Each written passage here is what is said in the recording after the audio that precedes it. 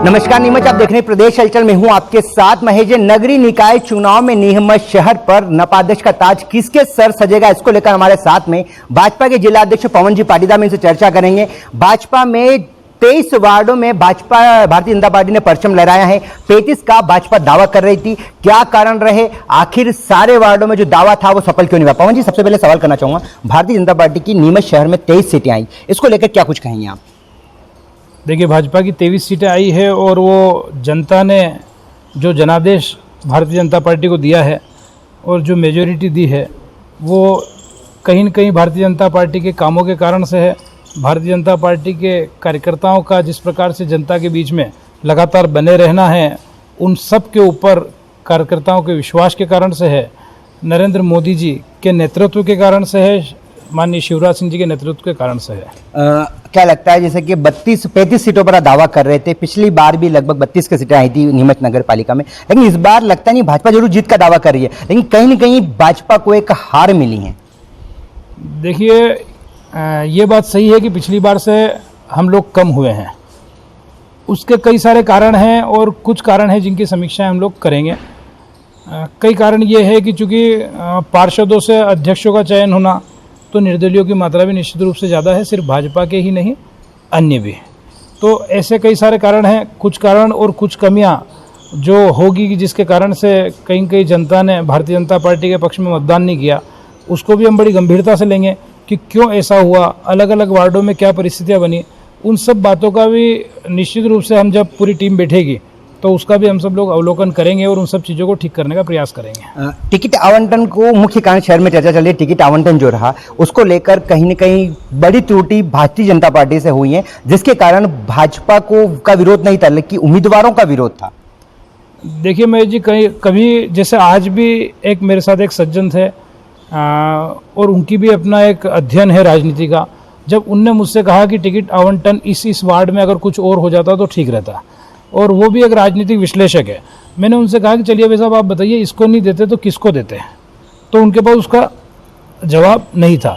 तो हमारे पास जो सबसे बेस्ट था या उस समय की परिस्थितियों में जो बातचीत में जो सबसे ठीक नज़र आया, हमने सबने मिलकर और उसी को टिकट दिया है। वो अलग अलग जब कारण बनते हैं और जब कोई हार जाता है तो उसके कई सारे ऐसे विषय निकाल दिए जाते हैं कि ये इसलिए हार गया। नहीं पवन जी, मैं सवाल करना चाहूंगा, अगर कांग्रेस जीतती तो समझ में आता, चलो ठीक है, भारतीय जनता पार्टी के प्रति लोगों का आक्रोश होगा, नाराजगी होगी, लेकिन कांग्रेस नहीं बल्कि आप ही का पार्टी निर्दलीय और सेकंड नंबर पे बीजेपी आप ही की आ रही है। मतलब कहीं ना कहीं अगर उम्मीदवार उस पर विश्वास जताया होता, वो भी भारतीय जनता पार्टी का कार्यकर्ता है, तो आपको ऐतिहासिक और अच्छी विजय मिलती और सीटें भी बढ़ती काफी। देखिए, निश्चित रूप से सही है कि सारे के सारे चयन बहुत बार हर परिस्थिति में वैसे के वैसे ही हो जाएं, ऐसा हो भी नहीं पाता। और जो निर्दलीय हमारे जीते हैं उसका एक बड़ा कारण ये भी है कि भारतीय जनता पार्टी का कोई भी कार्यकर्ता हो, क्योंकि जो निर्दलीय है और भारतीय जनता पार्टी का है, तो भाजपा का कार्यकर्ता सदैव मैदान में रह के काम करता है, उसके कारण से भी कहीं न कहीं उसके प्रति जनता की भावनाएं और जनता का झुकाव उसके प्रति रहता है। और जो निर्दलीय कार्यकर्ता जीते हैं वो भी भाजपा की भूमिका में रहकर भाजपा की योजनाओं के अंतर्गत लोगों के बीच में और जनता के बीच में रहते हैं, और उन कार्यकर्ताओं के ऊपर जनता ने विश्वास जताया है। परंतु एक बात और हम देखेंगे कि अगर दूसरे नंबर पे है तो वहाँ भी भाजपा है, कांग्रेस तो कहीं तीसरे चौथे नंबर पर उस जगह पर है। तो सारी बातों को अगर हम लोग देखें तो कहीं न कहीं लोगों ने अगर मतदान किया है तो उसके पीछे में भारतीय जनता पार्टी को देखकर ही किया है। क्या बागी जो जीते हैं वो भाजपा के हैं, आपने 6 साल के लिए निष्कासन कर दिया है, ठीक है, लेकिन सच सवाल है, क्या भारतीय जनता पार्टी उनको लेगी या वो बागी ही रहेंगे? अब देखिए, ये निर्णय प्रदेश करेगा और प्रदेश से उस बात पर मैंने सुझाव मांगा भी है कि हमको क्या करना है। परंतु और कहीं न कहीं प्रदेश भी उसी दिशा में जाएगा, क्योंकि अपने परिवार का कोई सदस्य हमसे अलग हो तो निष्कासन के समय भी अंतिम तक मन नहीं करता है कि हम उसको अलग करें, और इसीलिए अंतिम समय तक, चाहे वो विड्रॉल का समय खत्म हो गया था, पर अंतिम समय तक भी ये प्रयास जारी थे कि चलिए फॉर्म विड्रॉल नहीं हो सकता पर आप समर्थन दे दें। तो ये सारे प्रयास भी इसलिए होते हैं कि हम अपने को अपने से दूर नहीं देख पाते हैं, इसलिए ये सॉफ्ट कॉर्नर तो निश्चित रूप से रहता ही है कि हमारा अपना है और अपने परिवार का अंग है, और ये भाव उसके मन में भी रहता है कि मेरा परिवार भाजपा परिवार है, तो दोनों एक दूसरे से दूर नहीं रह सकते हैं। इसलिए अंतिम में वो है हमारा ही अंग और आएगा हमारे ही साथ। मतदान कम हुआ, इसके पीछे बताया जा रहा है कि भारतीय जनता पार्टी को मतदान कम होता है तो बड़ा नुकसान होता है, इस बात को स्वीकार करते हैं, कहाँ तक सच है? ये बिल्कुल सत्य है। तो मतदान कम हुआ, उसके पीछे मुख्य कारण दो चल रहे थे। एक तो माना जा रहा था बंगला बगीचा मुख्य मुद्दा शहर का, या फिर उम्मीदवारों से नाराजगी। आपकी निगाह में, आपने एनालिसिस करा, क्योंकि चुनाव परिणाम आ चुके हैं, आपको क्या लगता है मतदान कम होने का मुख्य कारण क्या रहा?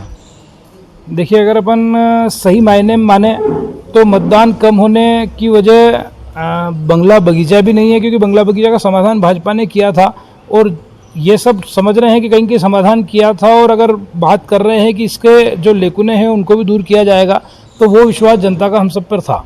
और हम लोग बात करें कि उम्मीदवार से नाराज़गी, तो वो भी एक बड़ा कारण नहीं है। अब मतदान बड़ा जो कारण है, आप भी जब नीचे जाएंगे तो कहीं न कहीं मैं ये कहना चाहूँगा कि मतदान के प्रति जितनी रुचि होनी चाहिए उतनी रुचि की थोड़ी कमी भी देखने को मिली, और जितना आग्रह कार्यकर्ताओं के माध्यम से और प्रत्याशी के माध्यम से जनता से किया गया, उस आग्रह में लोगों ने थोड़ी देर बात कर दें, थोड़ी सी देर बात कर देंगे, और उसमें बहुत सारे लोग मतदान करने में लेट हो गए। ये दोनों कारण कहीं के रहे मतदान कम होने के। अध्यक्ष को लेकर देखिए तो महिला सीट है, यहाँ पे महिला सामान्य की सीट है।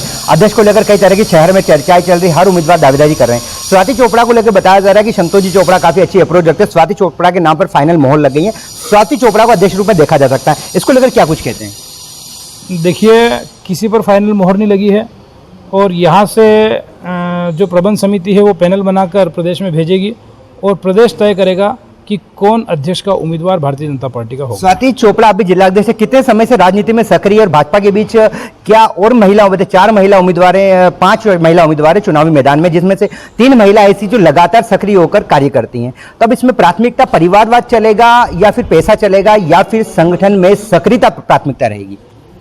देखिए, पैसा तो कहीं भारतीय जनता पार्टी में न चलता है न चलेगा, और सक्रियता को निश्चित रूप से प्राथमिकता दी जाएगी। और हम बात करें तो संतोष जी का परिवार भी आज से नहीं, उस जमाने से परिवार पार्टी के साथ है, जब बहुत विपरीत परिस्थितियां भी रहती थी, तो इसलिए सबकी अपनी अपनी भूमिका और सबका अपना अपना समर्पण अलग अलग भूमिका में है। ये लेकिन संतोष जी अगर चुनाव लड़ते, पुरुष सीट होती, तो माना जाता संतोष जी वाकई में पहले भी चुनाव लड़ चुके हैं, जहां जनता ने 7,000 के लगभग मतों से उनको हराया था। ठीक है, हार जीत होती रहती है, लेकिन कहीं ना कहीं उनकी बहू को चुनावी मैदान में उतारा गया। और उनकी बात करें, अगर अदर महिलाओं की बात करें तो किरण शर्मा नाम लेते थे, छाया जायसवाल ले लेते, वंदना जी खंडेलवाल लेते हैं, जो महिला शक्ति के रूप में लगातार दायित्व को निभा रही है। जिलाध्यक्ष की दावेदार यहाँ पे रही भी है, महिला मोर्चा की रही है। तो क्या लगता है कहीं ना कहीं जो महिला सक्रिय वो प्राथमिकता होनी चाहिए, या फिर जो कल चुनाव लड़े हैं या जिनके परिवार में कोई संघ से जुड़े हुए हैं उनको प्राथमिकता दी जाएगी? देखिए, प्राथमिकताएं तो काम करने वालों को ही दी जाती है, पर मैंने पूर्व में भी ऐसा कहा कि अलग अलग भूमिका में अलग अलग लोग सक्रिय हैं। बहुत बार मैंने ये भी कहा कि जैसे मैं हूँ, आज तो मैं जिलाध्यक्ष की भूमिका में हूँ, इसलिए मैं दिख रहा हूँ, मैं कैमरे पर हूँ। बहुत सारे ऐसे लोग हैं जो कम भूमिका में काम करते हैं, परंतु जो भूमिका दी जाती है उतना ही काम कार्यकर्ता कर पाता है। अगर जो अध्यक्ष के और भी अन्य दावेदार मेरे अलावा होंगे, परंतु जो अध्यक्षीय भूमिका में उसको निश्चित रूप से ज़्यादा काम करना होगा। और जो लोग और 3-4 दावेदार मेरे अलावा जो अध्यक्ष के थे, जिनको अवसर नहीं मिल पाया किसी भी कारण से, तो वो आज उतनी भूमिका में नहीं होंगे। तो इसलिए भूमिका का आकलन करना बड़ा कठिन काम है। तीसरा सवाल आप ही के ऊपर लेता हूँ, विधानसभा की दावेदारी आप करते हैं, अगर मान लो लगता है पवन पाटिल का नाम चल रहा है, अगर विधानसभा में महिला सीट आती है, तो क्या आपको लगता है आपकी जगह आपकी धर्मपत्नी प्राथमिकता लेनी चाहिए? जो महिलाएं सक्रिय पार्टी में अगर महिला सीट आ रही है उनको मौका मिलना चाहिए? देखिए, पहली बार तो विधानसभा की दावेदारी न मैं कर रहा हूँ, न भारतीय जनता पार्टी में विधानसभा की दावेदारी होती है। भाजपा में हर कार्यकर्ता अपनी अपनी भूमिका में काम करता है, और जिसको पार्टी को लगता है, संगठन को लगता है, उस चेहरे को पार्टी आगे करती है। और हम चेहरे को देखकर भी नहीं, और हम झंडे को देखकर काम करते हैं। इसलिए मेरी दावेदारी है ही नहीं, तो वो प्रश्न मेरे ख्याल से आगे बनता भी नहीं है। जी, लेकिन महिला कौन आनी चाहिए वाकई में सक्रिय? हमारा सवाल ये कि जनता का सवाल ये कि जो सक्रिय महिला पार्टी में सक्रियता के साथ दायित्व निभा रही है वो होनी चाहिए, या फिर परिवारवाद जिसको कहते हैं कि आप सक्रिय तो आपकी परिवार से किसी को मौका मिलना? इस सवाल पर आंसर जानना चाहता हूँ। देखिए, जो सक्रिय महिला है उसे ही अवसर मिलना चाहिए। क्या लगता है चुनावी नतीजों में जो भाजपा को कहीं ना कहीं सीटें कम हुई हैं, उसके पीछे मुख्य कारण क्या लगता है, और संगठन को क्या कमियां रही? देखिए, उसके कई सारे कारण हैं और कई सारे पहलू हैं, पर उसको आज कहने की बजाय जो मन में है, जो चीज़ें हैं, सारी पूरी टोली बैठेगी, मंडल की टोली बैठेगी, मोर्चे बैठेंगे, माननीय विधायक जी बैठेंगे, सब लोग बैठेंगे, क्योंकि बहुत सारी ऐसी चीज़ें हमको लगी है निश्चित रूप से कि जहाँ जितनी भूमिका होनी थी वहाँ किसी किसी की उतनी भूमिका नहीं रही। ऐसे बहुत सारे कारण बने हैं और कहीं न कहीं तैयारी करने का समय भी कम मिला, एक कारण वो भी बना है। पर जब सब लोग बैठेंगे तो ओवरऑल उसका कैलकुलेशन निकलेगा कि क्या क्या कारण रहे और किस किस वार्ड में, हर वार्ड में अलग अलग कमियां रही जहाँ हारे भी हैं। कब तक फाइनल नाम अध्यक्ष का दावेदार की लिस्ट में सामने आ जाएगा जनता के सामने?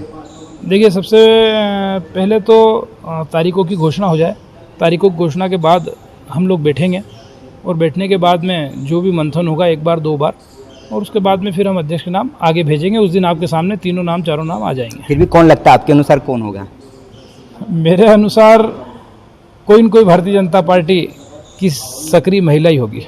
ये थे हमारे साथ में भाजपा जिलाध्यक्ष पवन पारदा, जिन्होंने कहा है कि जो सक्रिय महिला होगी अध्यक्ष का ताज उसी के सर सजेगा। हालांकि देखना होगा, बड़ा ही रोमांचक नीमच का माहौल बना हुआ है। अध्यक्ष को लेकर कई दावेदारों के नाम आ रहे हैं, कुछ नामों पर तो फाइनल मोहर बताई जा रही है। हालांकि आगामी दिनों में नीमच नपाध्यक्ष का ताज किसके सर होता है और कौन नीमच की अध्यक्ष की कुर्सी पर बैठती है,